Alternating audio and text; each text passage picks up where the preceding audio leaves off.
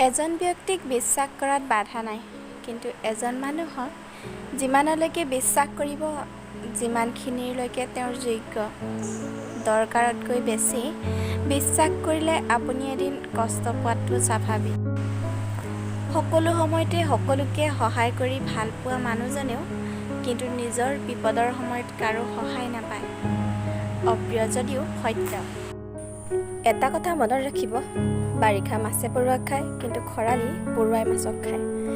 তেনেদৰে সুযোগ সকলোৰে জীৱনলৈ আহে, অপেক্ষা মাথোঁ সময়ৰ বাবে। সুখ বিচাৰি অতীতলৈ তথা ভৱিষ্যতলৈ নাযাবা, সুখ কেৱল বৰ্তমানতহে পাবা। সেয়ে সময়ক প্ৰাণ ভৰি উপভোগ কৰা। জীৱনত দুই ধৰণৰ মানুহৰ পৰা দূৰত থাকক, ব্যস্ত মানুহ আৰু স্বাৰ্থপৰ মানুহ। কাৰণ ব্যস্ত মানুহে নিজৰ ইচ্ছা থাকিলেহে কথা পাতিব আৰু স্বাৰ্থপৰ মানুহে নিজৰ দৰকাৰ থাকিলেহে কথা পাতিব। এজন মানুহৰ প্ৰিয় গাধ এটা গভীৰ প্ৰেচিপিছত পৰে। সি যিমানেই চেষ্টা নকৰক কিয় সি ইয়াক উলিয়াব নোৱাৰে। সেয়েহে তেওঁ ইয়াক জীয়াই সমাধিস্থ কৰাৰ সিদ্ধান্ত লয়।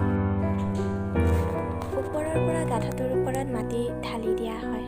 গাধটোৱে বোজা অনুভৱ কৰে, ইয়াকে জোকাৰি দিয়ে আৰু তাৰ ওপৰত ভৰি দিয়ে।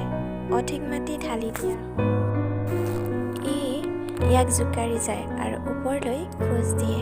যিমানেই বোজা ঢালি দিয়া হৈছিল সিমানেই সি ওপৰলৈ উঠিছিল। দুপৰীয়ালৈকে গাধটো সেউজীয়া চৰণীয়া ঠাইত চৰি আছিল।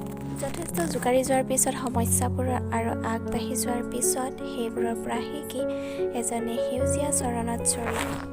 নিজৰ জীৱনটোক অনুপ্ৰাণিত কৰি ৰাখিবলৈ আপুনি সদায় নিজৰ ওপৰত আনতকৈ বেছি বিশ্বাস কৰা উচিত। আত্মবিশ্বাস জীৱনত সফলতাৰ এক অতি গুৰুত্বপূৰ্ণ দিশ। যিমান পাৰে নিজকে আত্মবিশ্বাস ৰাখক।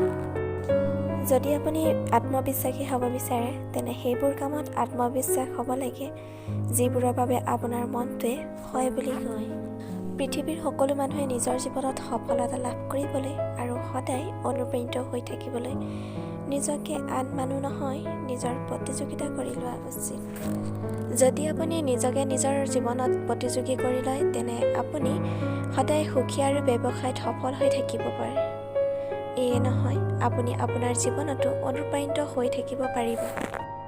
আপুনি আপোনাৰ লক্ষ্য ঘৰৰ ওচৰৰ নাইবা অঞ্চলৰ সৈতে জড়িত কোনোবা এজন জনা-শুনা ব্যক্তিৰ পৰা প্ৰেৰণা ল'ব লাগে।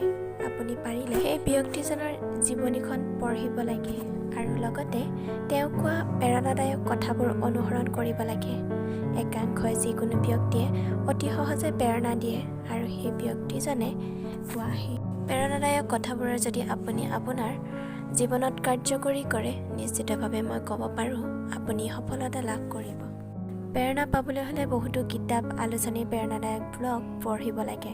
আপুনি ডাঙৰ ডাঙৰ মানুহৰ সংগ্ৰামী সফলতাৰ কাহিনীবোৰো পঢ়িব পাৰে, যাৰ পৰা আপুনি প্ৰেৰণা লাভ কৰিব পাৰে। যদিহে ভিডিঅ'টি ভাল পালে তেনেহ'লে like, comment, share and subscribe কৰিবলৈ নাপাহৰিব। ধন্যবাদ।